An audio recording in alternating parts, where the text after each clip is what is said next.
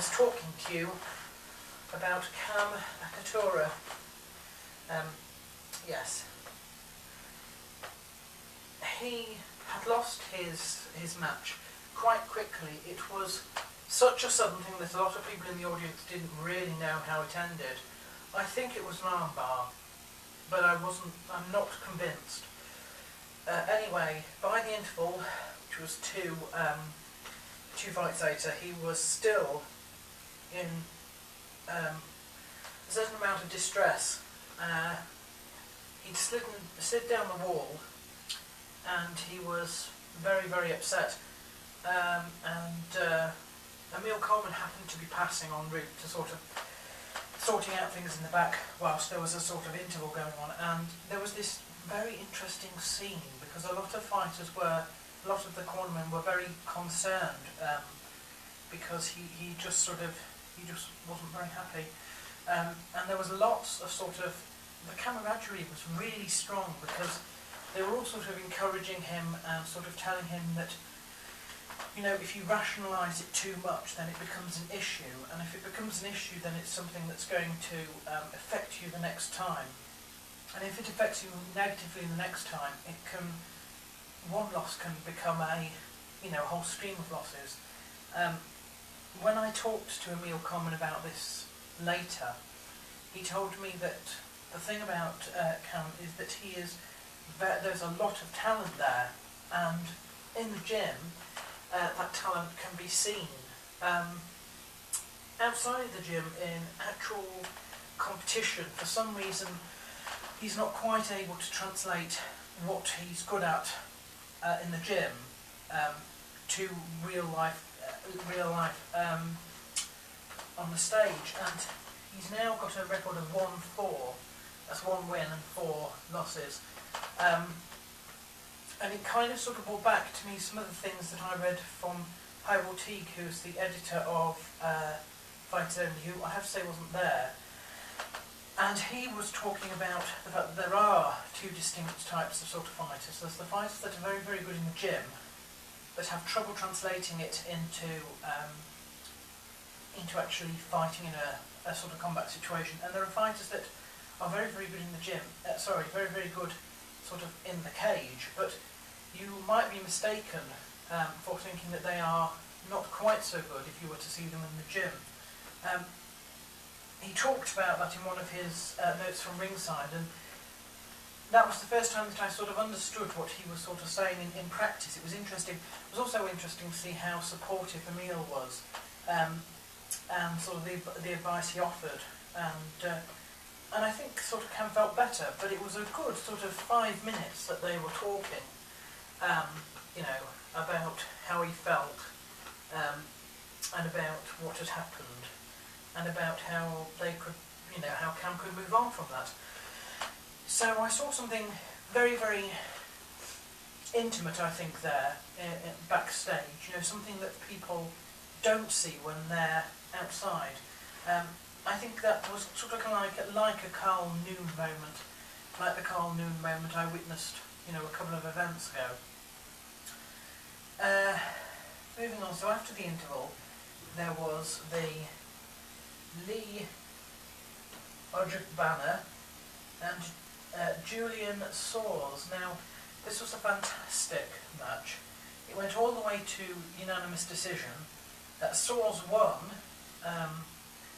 and it was so nice to see how he was very, very excited, but before he let the excitement out, after he won, the first thing he did was hug his opponent.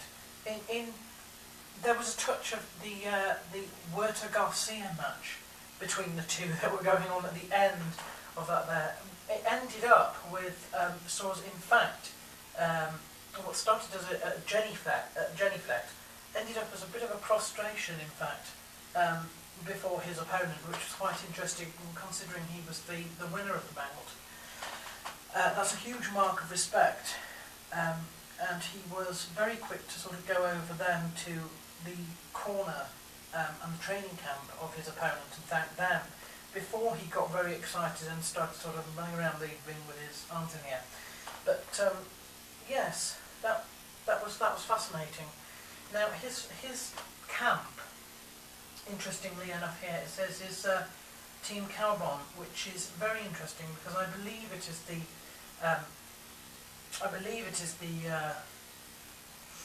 camp that is where Emil Coleman is sort of based. It's also interesting because later on you'll hear that there was somebody from that same camp who didn't quite handle it as well. He lost, but he didn't quite handle, he wasn't quite as humble in defeat as his sort of teammate was in winning. The next bout was one that I was very interested in, and in fact the bout itself took less time than the introductions. It was Neil Harwood and Carl Noon. Carl Noon won by TKO in the first. It was all over within about a minute and a half. A fantastic win for him. I was very pleased because I had seen him lose as well in his debut. That makes him 1-1. No, it doesn't. It makes him 2-1, which is fantastic. Paul Jenkins and Lucas Les. All I can say about this is Lucas Les should have won by his awesome entrance music alone. It was some sort of opera, and I ought to ask Emil to try and find out what it was, because it fitted the mood perfectly. He did later win by guillotine, I believe. The next match was Alex McCowan and Kev Axworthy. Now, I was actually backstage at this point. I was following, I think it must have been Paul Jenkins or Lucas says. I was following one of them who had had a cut and he was getting it stitched up by the doctor, and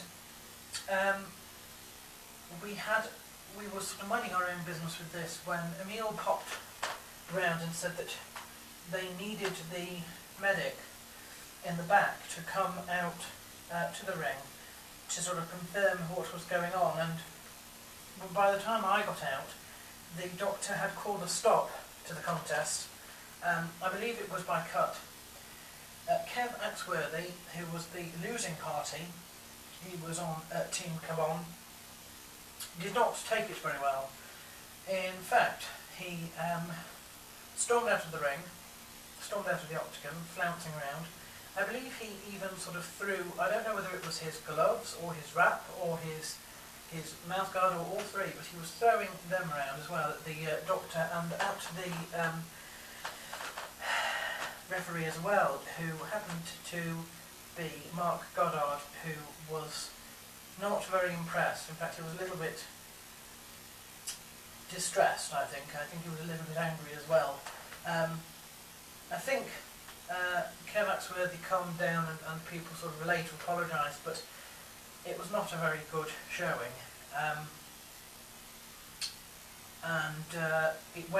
There was an interval right after that, and the interval lasted for a while because there was a lot of sort of tense. It was interesting being back and sort of seeing the parties sort of talking angrily to one another and watching sort of the diplomatic role of Emil Coleman there, and that was interesting.